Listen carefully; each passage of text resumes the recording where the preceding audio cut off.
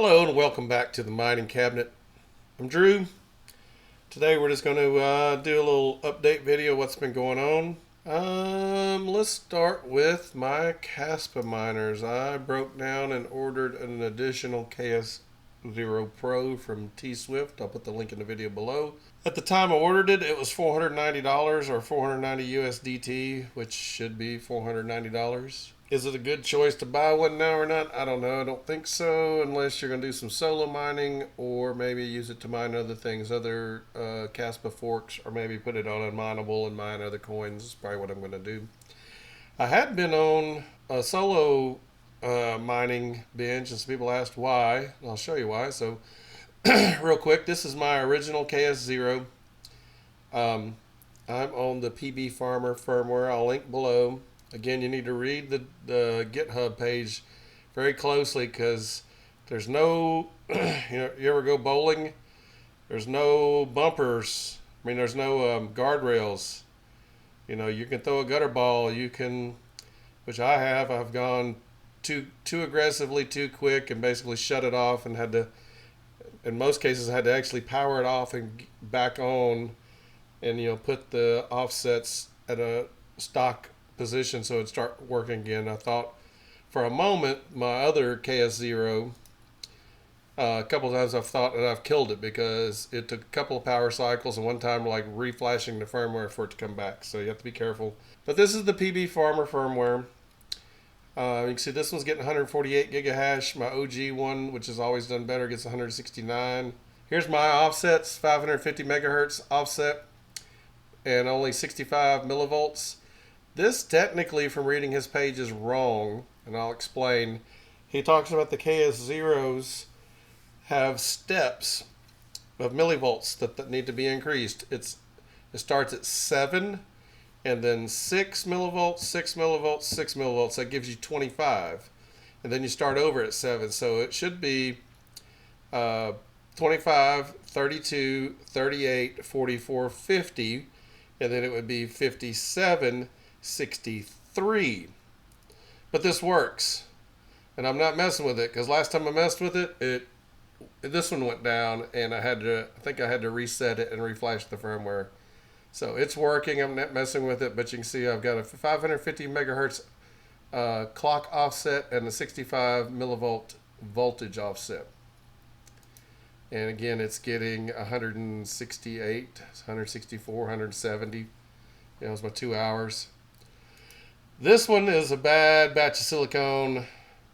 It's got almost the same settings, 525 and 63, which is correct. 7 plus 6 is 13, plus 50 would be 63. But if I go to 550, this one just shuts off. Most time if I just set it back to 525 or 500 and go power it off and back on, it resets. One thing I haven't checked, because this one never really overclocked, even when I had tried the free, was it Insider Threat firmware that came out first, and I even tried the paid firmware from T-Swift. That didn't work. It would only get 108 gigahash. This may be a power limit because I remember thinking, well, if I didn't get a bigger power supply, I think it's only 150 watt or 120. Maybe it's only 120 watt. I may be out of power. I need to check that out. One thing I got, I'll also put a link below, is I bought some barrel plug to 6-pin adapters. I bought a GPU mining power supply, so it's got a gajillion PCIe cables coming out. I've got several of my CPU miners have Pico power supplies, which only need a 6-pin. So what I'm going to do is when I get my new KS0 Pro, put the fan shroud on them, put these barrel to 6-pin adapters, and use that power supply to power these and all of my CPU rigs that only need a 6-pin. And that'll actually clear some space in my cabinet, get rid of 3, well, soon to be 4 power supplies for the KS0. So I may just be out of power on this one. But again, I'm not messing with it too much. My KS0 Pro, he's getting 298. He hangs out between 285 and 300. Oh, another thing, these are pretty stable. This one's been up 11 days with a 0.12 rejection rate. This one's been up 4.5 days with a 0.05 rejection rate. So that tells me I think I can push this one harder. I think this is a power problem. And the only reason I think that this is not 11 days and this one is 2 of these right now, their power bricks are plugged into my 240 volt PDU and one is not. So I think this one isn't. It's on 120 volt. And the other night we had a pretty bad thunderstorm roll through and I think the power blipped. Because the only ways I think the power blipped is these two reset to they've been running almost the exact same amount of time. So if I was messing with one of them and crashed it, they wouldn't have the almost same exact amount of time. And the next morning, my chia farmer and my chia harvester were both offline, like they had rebooted. Other than that, I think these run just fine. As you can see, my solo effort is up to 193%, and I quit the other day because you can see under blocks, it's been since the 9th that I won a solo block. So I don't know if this has anything to do with it or not, but I just thought I'm gonna get on the pool for a day or two, kind of reset my luck, I guess, and then go back at it. And if you're wondering why, so I have these three.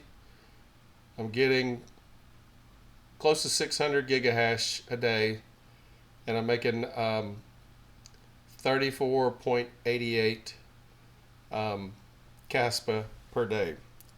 Block right now, what was the last block? Because the block reward's dropping, so it's probably dropped. So yeah, so it's probably dropped right here from 129 to 122. So I'll go back to main. So let's fire up the calculator. 122 divided by, what was it? 34.88. So if I could win just one block every 3.5 days, I'm better than solo mining. I mean, I'm better solo mining than pool mining. And there for a minute, I was doing that. So 3 days, 1 day, 2 days, 6 days, 1 day, 3 days, 3 days, 2 days. So for the most part, it's been better until this dry spell that's lasted a week, because I think I went back to pool mining on the 16th. It's been a week. I don't think it really has anything to do with it. As you see, my effort on this was only 73%, which is not that bad. Or actually, that's that block. My effort was 190%, so that's getting pretty bad. It's almost like it's stuck. So I'm hoping it'll I can kick it back into action and get it to go again. Again, getting another one that's maybe getting 300 gigahash will help. I was really trying to get I wanted to get online and order a gold shell, what do they call it, KA box, which is almost 1.2 terahash at 400 watts, which is a lot better. It's almost 200 gigahash better and 200 watts less than a KS1. And I don't know if it's correct or not, but when I finally got through, because I guess everybody and their mother was trying to order one, the website would be down. I got it in my cart, and then when I tried to check out, the website crashed. And then when I finally got it in, it said -2 in inventory, so I don't know if that really is right, that I missed it by 2, which really sucks. A lot of people bitching about the price. I thought the price was great. I think it was $16.50. And on the Discord, I'd had $100 off coupons. It was going to be $15.50. And I think they're having to come down now because of the price, but KS1s used have been going for $3,000. I've seen some now they're going for $2,000 or $2,100. So I guess that's forced their price down a little bit. I may look at getting a KS1, but I really liked the KA box, because if you look at it, it's the form factor of the newer like KA or Doge 3's boxes. You know, their box miners, the newer black ones. I wouldn't mind getting 2 of them just for the form factor, 800 watts over 2 gigahash. There's no overclock firmware for them, but again, it's 1.2 terahash at 400 watts, so that would be pretty sweet.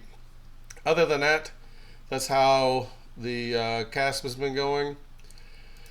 On my GPU rig, I haven't really said anything about it because the person that told me about Qubic asked me not to make videos on it. Of course, this week I noticed that he had been on the Discord for a while, but Rapid Mining finally started making videos about it. So I don't know if he was sworn to secrecy or was trying to figure it out. If you've heard about Qubic, if not, check out Rapid Mining. He has several videos on Qubic. I will warn you, Qubic. I don't know if there's shady stuff going on. I will say it's hard to figure out. You don't have to run Hive OS. You can run it in Windows or Linux, which is probably better because there's been a huge controversy about this Hello Word person who made, and this is just basically a wrapper for the Linux miner to work as a custom miner in Hive, and he had a hidden dev fee because people were saying you could go in here and see 2 accepted shares and then go to the pool and there'd be 3 accepted shares. So where did the third one go? He was skimming off the top. I don't think he took any from me. I didn't see any. But this is not your typical GPU or CPU mining project. It's an AI project. You're actually supposedly solving real AI problems. Actually, I have the miner running. Let's see, where's the B50? Here. So this is what it looks like. It's telling me what all 12 of my cards are doing, which they changed this miner is, or Qubic is on a weekly epoch system. So every Wednesday it resets and they can make changes. And last week or 2 weeks ago, they made huge changes. I used to get like 4,000 IT/s, which is like their hash rate. Now I did take out my 3090. It was just too hot, too much power in the cabinet. But even without it, I was getting like 2,500 ITS, and now I get 356. Last week I couldn't even get over 250. So they've made a lot of changes to the algorithm. It's really slowed the hash rate. So whereas the week before I got my ITS went down by about 60%, so over half, but my souls went down about 60%, maybe a little bit more. So the solution ratio kind of stayed the same. The solutions were worth a little bit more. But now with Rapid Mining and Son of a Tech, and some other people now have made videos, there's a lot more people coming in. It's very confusing. You don't, even when you're doing the mining, you don't mine. You have to have a wallet address, but you don't mine to your wallet address. You mine to your account on the pool. I'm using qubic.li, and so you create an account, and it creates a I guess a key, a miner key, and that's what you actually put in place of a wallet address in your miner software like Hive OS, and you mine to that. This epoch resets tomorrow. What I've read and what I actually just saw a video from Mr. Rabbit a few minutes ago is they're going to make it even, I don't think they're doing it on purpose, but the changes they're making to the algorithm are making it even less efficient for GPUs. So I'm probably not going to wait till the morning because I'll be gone to work by the time it happens. So probably tonight I'm going to take my GPU rig off, and it only works for NVIDIA cards. It won't work for AMD cards. But I'm going to go ahead and take it off, put it into something else. I don't know what. Maybe Neurai, maybe Graham. I'm not sure. I'll figure that out. But yeah, if you're going to or you want to try Qubic mining, you need really good CPUs. The B50, that's my GPU rig. It says 5 souls here because I reset it the other day, and when you show your token, it generates a new one each time. If you looked at the top of my Hive, it only said 2 accepted solutions right here, and on the pool it says 5. That's because I had 5 at the old address, but I played around a lot the other day with it, trying to figure out a way to get more hash rate out of it, and ended up the F102, F106 are 7950Xs. This one I just moved over last night off of Zephyr onto it, and so it's been almost 24 hours. It hasn't found a soul. It is very slow, and it even gets better hash. I have it set up better because I played with it longer in BIOS with the overclock and undervolting settings. So it's actually hashing better and still hasn't found a soul. This one's been on. It hadn't been on all week. I think I put it on Friday or Saturday. But you see it's only found 2. And then the F14, F15, these are epics. This one is an Epic 7762 and this is 7742. And again, those are kind of server slash high-end workstation motherboards. They don't have your typical overclocking settings. It's just kind of gibberish of trying to make sense of. Obviously, I played with, this is the newer one, so I played with it a lot longer and learned some things from this one. So the 7742 is actually a little bit slower than the 62, but you can see it's actually hashing a bit better. But the 62 has actually found one more soul. They've been on the equal amount of time because after the epoch changed 2 weeks ago and they killed the hash rate and there was a huge uncertainty. Actually, at first the GPUs wouldn't even work. They wouldn't even hash. They would hash and stop, or just get 0 hash on all of them, but be pulling watts like they're mining. So for last week, I pretty much only had the 2 epics running, and I think for the whole week I only found 6 souls.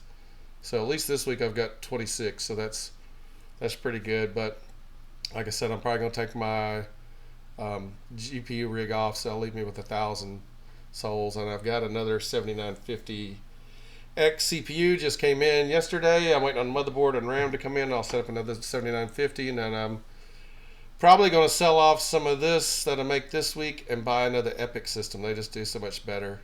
This is fairly profitable. I haven't sat down trying to figure out how much I make per day, but it is fairly profitable. Like I said, if you're interested in Qubic, I would go over to Rapid Mining's YouTube channel. He has several videos now about it. It explains it much better than I could. I'm sorry, I just don't have the time right now to sit down and make a video, because it is a pretty different setup the way they do things. I'm new to mining, but it's not like anything that I've ever seen or dealt with so far. So that's just a quick update of what I've got going on, mainly on the IceRiver KS0s and solo mining, how that's going or not going. And I appreciate you turning to this channel. If you wouldn't mind, click that like button. It helps the YouTube algorithm, and we're on the way to 500 subs, and going to have a giveaway at 500 subs and a bigger giveaway at 1,000 subs. So tell your friends, like and subscribe, and stay tuned for more from the mining cabinet.